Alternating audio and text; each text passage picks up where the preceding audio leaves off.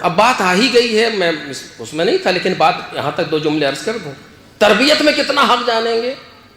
آج آپ دیکھیے کہیں جائیے اور آ کر کے مجھ صاحب آپ میرے سے مجلس پڑھتے ہیں اور اولاد جو ہے یوں ہو گئی اور اب بیٹی ایسی ہو گئی، کیا ہو گیا، ہمیں سمجھتی نہیں ہے، کیا نہیں کرتی. آپ صحیح کہہ رہے ہیں، مجھے کہنا چاہیے، لیکن آپ نے اسے سمجھا تھا. یہی بچہ جو آج جوان ہو کر کے آپ کو نہیں سمجھ رہا، جب آپ جوان تھے اور یہ بچہ تھا تو آپ نے سمجھا تھا. سمجھا کیسے نہیں؟ میں نے اسے بہترین کھلایا، بہترین پلایا، بہترین پہنایا، گھمانے لے گئے، یہاں کیا نہیں کیا میں نے اس کے لیے. اچھا جی، بہترین تعلیم دی، بہترین اسکول میں، بہترین کالج میں، بہترین یونیورسٹی میں ڈونیشن دے کر کے حرام حلال یہ وہ سب میں نے کیا اس کے لیے. تو یہی تو غلط کیا آپ نے، یہی تو غلط کیا آپ نے. مجھے آپ یہ بتائیے کہ آپ نے اپنے بچے کی تربیت میں قرآن کس نمبر پہ رکھا تھا؟ اپنے بچے کی تربیت میں قرآن کس نمبر پہ تھا؟ صرف اتنا بتا دیجئے. پہلے نمبر پہ تھا، دوسرے نمبر پہ تھا، کہاں تھا؟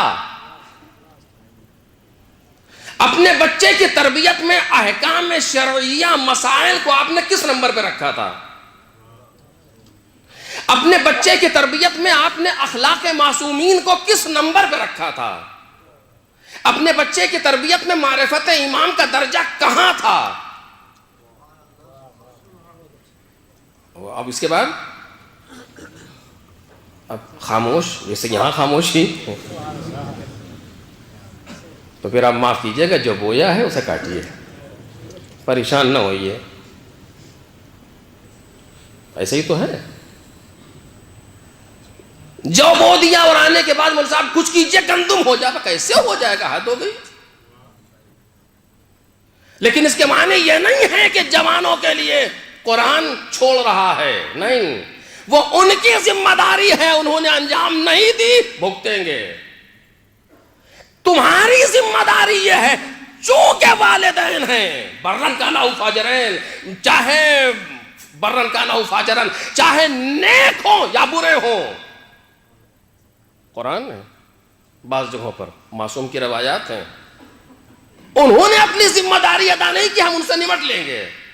تمہاری ذمہ داری یہ ہے کہ ہم نے تمہیں والدین جیسی نعمت عطا کی، وہ نعمت کہ جس نے خود جاگ کے تمہیں سلا دیا، وہ نعمت جس نے اپنا سب کچھ تم پر قربان کر دیا.